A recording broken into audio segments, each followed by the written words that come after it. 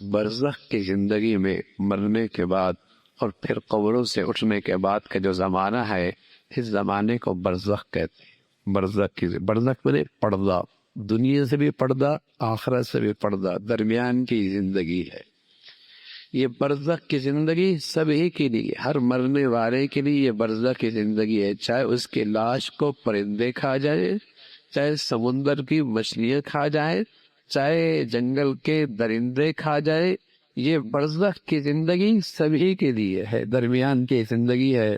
جو قبر کا یہ گڑھا ہے، یہ تو ایک صورت ہے، حقیقت میں جیسی آدمی مرتا ہے وہ برزخ کی زندگی شروع ہو جاتی ہے۔ اور اس برزخ کی زندگی کا اختتام کب ہوگا؟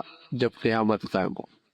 ہاں، اس برزخی زندگی میں اس شخص کو پتہ چل جاتا ہے کہ میرے اعمال کیا ہیں۔ اس قبر کے صندوق میں اسے آگاہی ہو جاتی ہے کہ میں نے زندگی میں اس صندوق میں اکٹھا کیا کیا، یہ پتہ چل جاتا ہے۔ اس کے گرمی سردی کا اندازہ ہو جاتا ہے، سختی نرمی کا اندازہ ہو جاتا ہے۔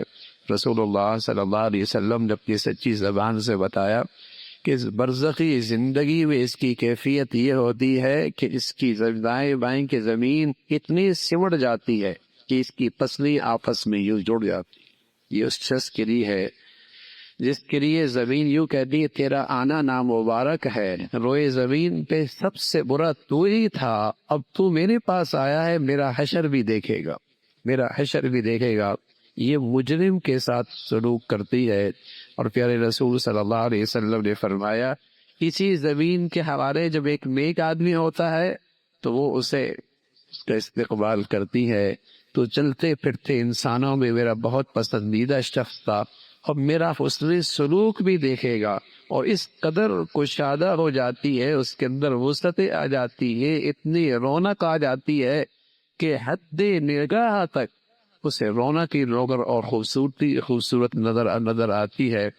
تو یہ اس برزخی زندگی کے بارے میں رسول اللہ صلی اللہ علیہ وسلم نے بتایا ہے۔ اس لیے اللہ کے نبی فرمان لگے آدمی دنیا میں تین بھائی ہوتے ہیں جن کے ساتھ یہ ایک ہوتا ہے جس کے ساتھ یہ اچھا برتاؤ نہیں کرتا، اور ایک ہوتا ہے جس سے بس کبھی کبھی، اور ایک ہوتا ہے جس کو بہت زیادہ چاہتا ہے، اور جب موت آتی ہے تو اب ان تینوں کا معاملہ الگ ہوتا ہے۔ تو رسول اللہ صلی اللہ علیہ وسلم نے فرمایا یہ تینوں لوگ جن سے اس کا معاملہ تھا وہ کیا ہیں؟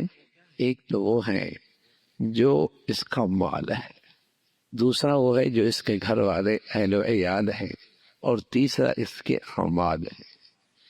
موت کے وقت مال کیا ہوتا ہے؟ جیسی سانس نکلتی ہے سارا مال یہیں رہ جاتا ہے۔ جس کو اس نے زندگی دے گی وہ تو موت آتی ہی ہاتھ سے نکل جاتا ہے۔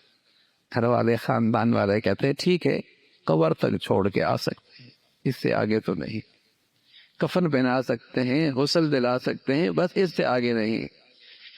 جس کے ساتھ اس نے زندگی بھر اچھا سلوک نہیں کیا، بہت کم وقت دیا ہے، اس کے پاس وقت ہی نہیں ہوتا تھا، اس کے لیے فرصت ہی نہیں ہوتی تھی، بہت مصروف تھا بھائی، یہ بہت ہی مشغول تھا، وہ اس کے اعمال ہیں جیسے کیسے بھی ہیں، وہ ہیں اس قبر میں اس کے ساتھ جانے والے۔ نماز کیسی تھی، تلاوت کیسی تھی، صدقہ خیرات کیسے تھا، لوگوں کے ساتھ اس نے سلوک کیا تھا، اخلاق کیسے تھے، معاملات، اور وہ نیکیاں ساتھ جانے والی ہے۔ تو رسول اللہ صلی اللہ علیہ وسلم نے فرمایا برزخ کی زندگی میں جو چیز جانے والی ہے وہ صرف اس کے نیک اعمال، نیک اعمال ایسی چیز ہے جو اس کے ساتھ جانے والی ہے۔